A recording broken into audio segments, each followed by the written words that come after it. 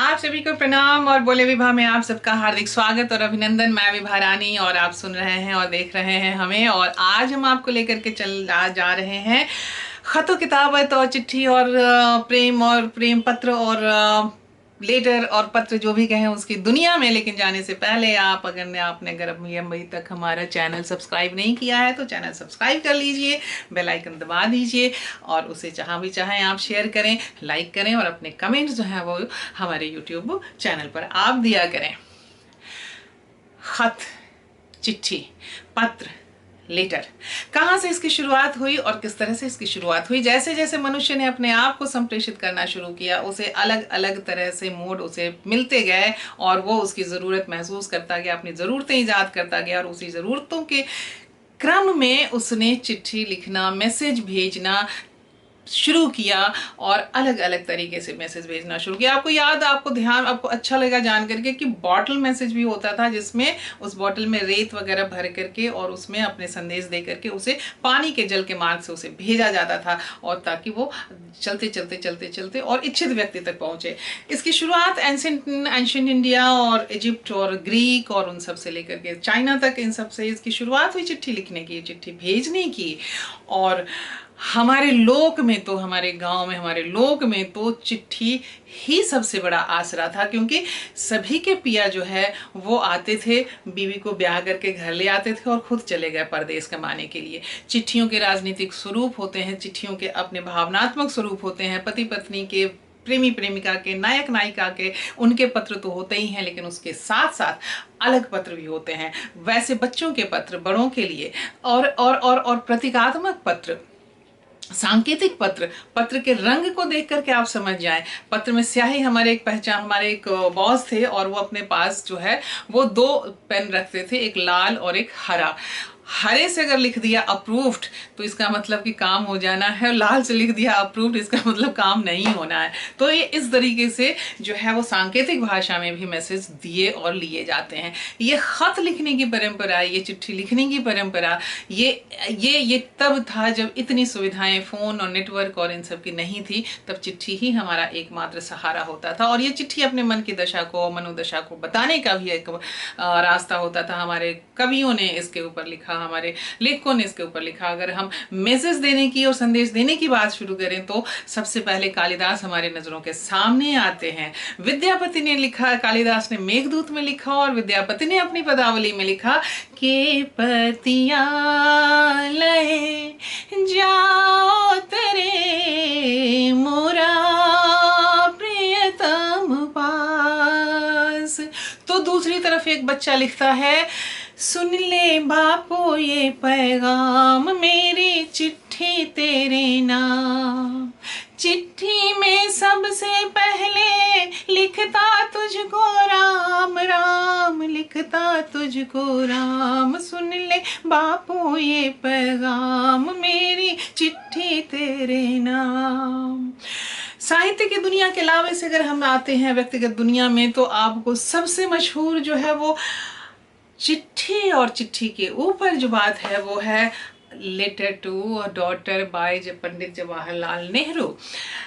पिता का पत्र पुत्री के नाम, जो उन्होंने अपनी बेटी इंदिरा गांधी के नाम लिखा था, और सबसे मशहूर, और उसमें सबसे मशहूर वो पत्र है और जिसने, मुझे लगता है कि आप सब ने पढ़ा होगा। और उसके साथ साथ एक दूसरी कड़ी ये भी है कि दादा के पत्र पोती के नाम, और इसे मेरे बाबूजी, मेरे ससुर श्री सुखदेव नारायण ने अपनी पोती विधा सौम्या, मेरी बेटी विधा सौम्या, उसके नाम ये पत्र उन्होंने लिखा है और ये किताब लिखी है। तो इस तरीके से पत्र के माध्यम से जब हम अभिव्यक्त करते हैं तो बहुत ही एक अलग किस्म का जो है हमारा रिश्ता जुड़ता है। और खत की चर्चा तो हमारे कवियों ने तो की ही है, साहित्यकारों ने तो की ही है, हमारे फिल्मकारों ने भी बहुत की है। और फिल्मों में, और बल्कि फिल्मों के साथ साथ फिल्मों में चिट्ठी का और संदेशा भेजने का एक सबसे बड़ा माध्यम और कौन है पता है? हाँ, कबूतर जा जा जा, कबूतर जा जा जा, कबूतर जा जा जा, कबूतर जा जा जा। और उसके साथ डाकिया डाक लाया, लोकगीतों में हमारे यहाँ बहुत सारे हैं। इसके अलावा लोकगीतों की धुन पर फिल्मों में बड़े खत को लेकर के भी गीत लिखे बने हैं। खत लिख दे, खत लिख दे सांवरिया के नाम बाबू, खत लिख दे सांवरिया के नाम बाबू, कोरे कागज पे लिख दे सलाम बाबू, वो जान जाएंगे पहचान जाएंगे, खत लिख दे। तो शायद उसी के रिस्पॉन्स में तुरंत से एक जवाब आता है, लिखे जो खत तुझे वो तेरी याद में हजारों रंग के नजारे बन गए, लिखे जो खत तुझे। लोकगीतों में इसकी तो बहुतायत ही है। लोकगीतों में तो क्या है कि नायिका या पत्नी या प्रिया जिसे भी आप कहेंगे, वो तो अपने घर रह जाती है और पत्र ही उसका एक आसरा होता है और पत्र के माध्यम से वो अपनी बातें कहती हैं। और राजकमल चौधरी ने एक मैथिली में कथा लिखी, निर्मोही बालम हमर, निर्मोही बालम मेरे, और पूरी चिट्ठी जो है, पूरी कहानी जो है वो चिट्ठी फॉर्म में वो लिखी गई है। मज़ा आता है उसको पढ़ करके। उसका हिंदी अनुवाद भी मैंने किया था और बहुत लोगों ने भी किया है, कई लोग उसका नाटक भी कर रहे हैं और शायद उसके ऊपर फिल्म भी बनी है। प्रिया और नायिका जो कह रही है कि वो अपनी समृद्धि भी बता रही है कि देखो मेरे पिया परदेश तो गए हैं, लेकिन वहां से क्या क्या जो है किस तरीके से मेरे लिए संदेशा भी भेजते हैं। कैसे भेजते हैं?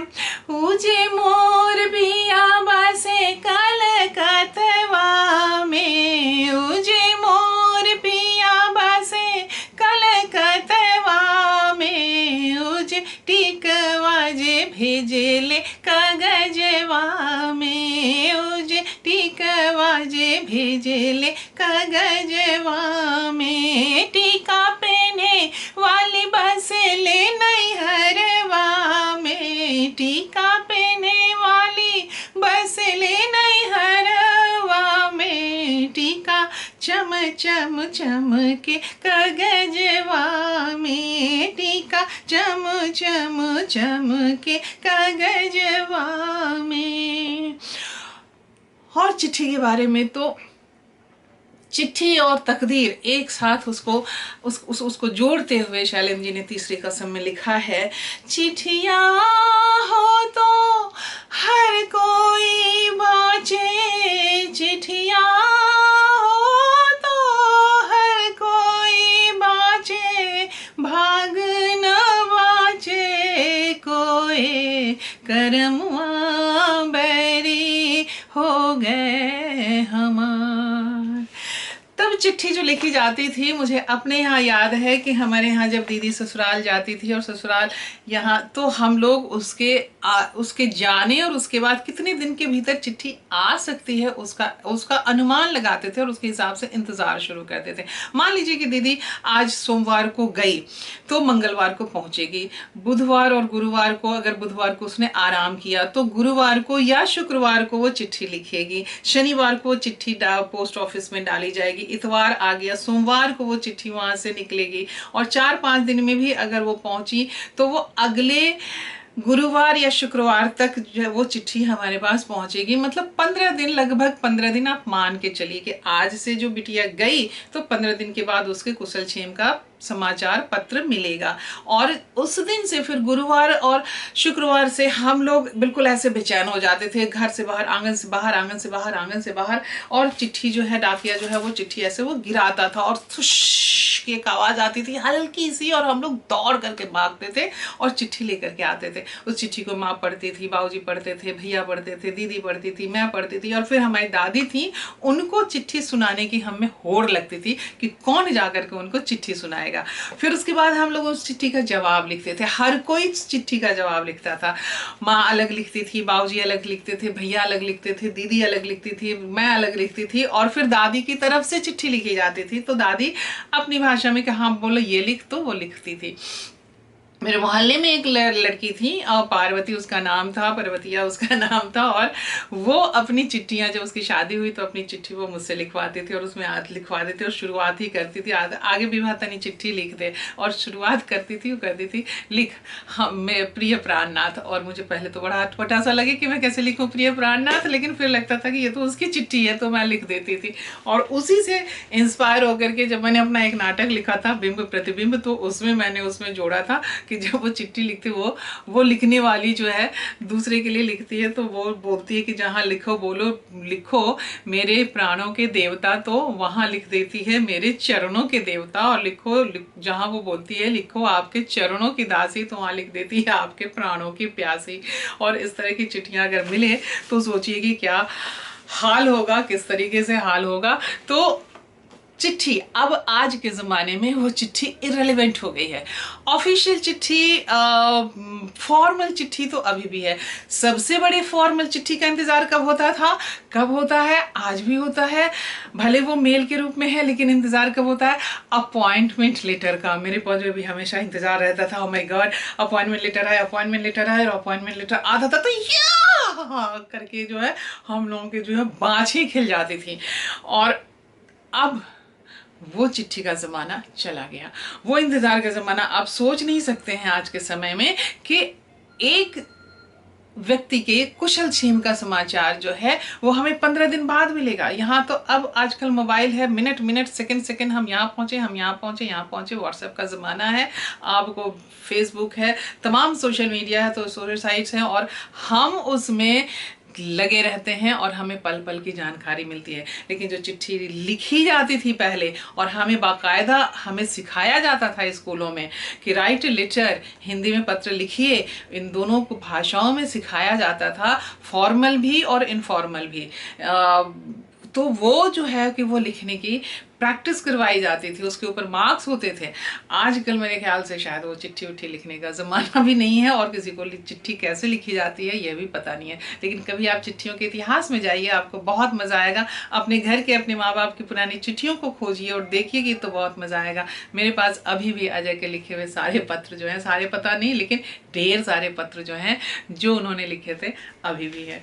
तो चलिए इस चिट्ठी की इन बातों के साथ साथ हम आप से यहाँ विदा लेते हैं। कल फिर हम आपसे मिलेंगे और आप हमारे साथ बने रहिए, क्योंकि आज के समय में अपनी यादों को जीना और अपनी यादों को याद करना और उस पे अपनी मुस्कान के साथ याद करना बहुत ज़रूरी है। बहुत अच्छा लगता है, और अच्छा लगने के लिए, क्योंकि कोविड-19 का समय है, लॉकडाउन 2 का समय है, और हम अपने आप को एनर्जाइज रखें, अपने आप को ऊर्जास्वित बनाए रखें। इसके लिए बहुत ज़रूरी है कि हम कुछ ना कुछ करते रहें और ऐसी चीज़ें करें कि जिसको याद करके, जिसको सोच करके, जिसके बारे में बोल करके अच्छा लगे। तो आज देखिए आपके बहाने मैंने चिट्ठी को याद किया, अपने दिनों को याद किया, अपनी दादी, अपनी दीदी और अपने भैया बाबूजी, इन सब के बारे में, हम कैसे चिट्ठी लिखते थे वो बारे में, हमने भी जो प्रेम पत्र लिखे वो बारे में, उसके बारे में, वो सारी की सारी चीज़ें हमने आपके सामने यहाँ परोस के रख दी है। और अब आपको अच्छा लगता है तो उसे देखिए, उसके ऊपर आप अपने कमेंट्स कीजिए और कमेंट्स कीजिए, और उसके बाद जो है आपके कमेंट्स आएंगे तो हमें और भी अच्छा लगेगा। और उसके लिए आप जो है वो लाइक कीजिए, शेयर कीजिए और सब्सक्राइब कीजिए, और हमारे साथ बने रहिए, क्योंकि आप हैं तो हम हैं।